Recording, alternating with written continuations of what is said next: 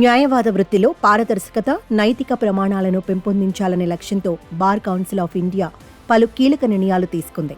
న్యాయ విద్య ఉద్యోగాల్లో చేరేవారికి తప్పనిసరిగా క్రిమినల్ బ్యాక్గ్రౌండ్ చెక్ చేయాలని బీసీఐ స్పష్టం చేసింది. న్యాయ విద్య కోర్సుల్లో అభ్యర్థులకు మార్కుల మెమో, పట్టా ఇచ్చే ముందు వారి పూర్వాపరాలను పరిశీలించాలని, నేర చరిత్ర ఉంటే తమ అనుమతి పొందిన తర్వాతే పట్టా ఇవ్వాలనే కఠిన నిబంధన విధించింది.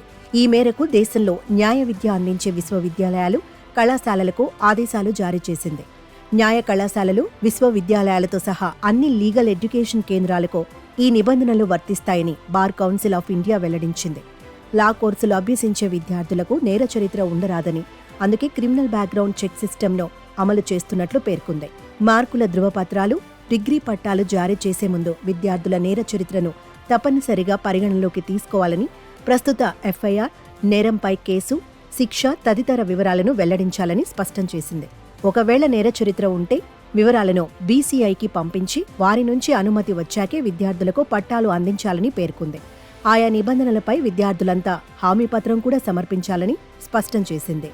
న్యాయవాద వృత్తిలోకి ప్రవేశించే వ్యక్తులు క్లీన్ క్రిమినల్ రికార్డును కలిగి ఉండాలనే లక్ష్యంతో ఈ నిబంధనలు తీసుకొచ్చినట్లు బీసీఐ స్పష్టం చేసింది. విద్యార్థుల హాజరును పర్యవేక్షించేందుకు ప్రతి లా కాలేజ్ బయోమెట్రిక్ హాజరు విధానాన్ని అమలు చేయాలని, తరగతి గదులు, ఇతర ముఖ్యమైన ప్రాంతాల్లో సీసీటీవీ కెమెరాలను ఏర్పాటు చేయాలని ఆదేశించింది.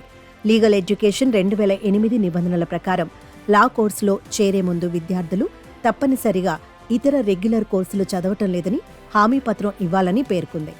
ఏకకాలంలో మరొక డిగ్రీ అభ్యసించటం నేరమని పేర్కొంది. ఒకవేళ ఎవరైనా ఏకకాలంలో మరో కోర్సు చదువుతున్నట్లు తేలితే వారి డిగ్రీ రద్దవుతుందని బీసీఐ తెలిపింది.